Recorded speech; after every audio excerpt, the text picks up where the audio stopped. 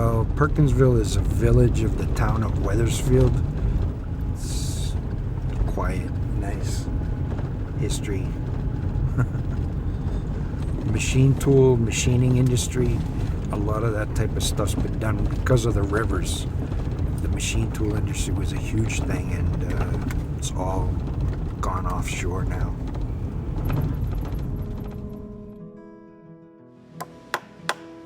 My name is Glenn Bowman.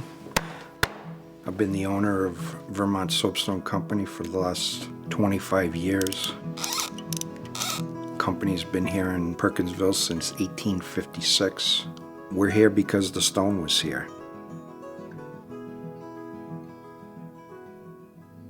Soapstone is fairly unique in that it holds and radiates heat, and so inversely, if you get it cold, it stays cold. We got a phone call a few years back.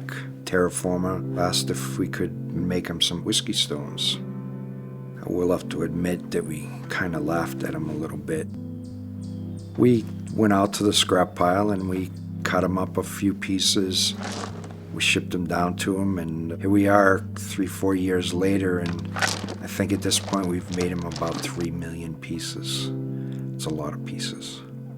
It's a really lot of pieces. We produced them first with a sharp cut edge, and the sharpness, it didn't look great. It didn't look like an ice cube.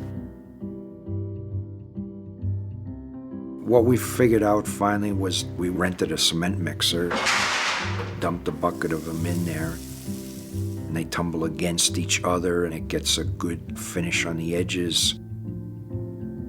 You know, there are ways to solve almost every problem.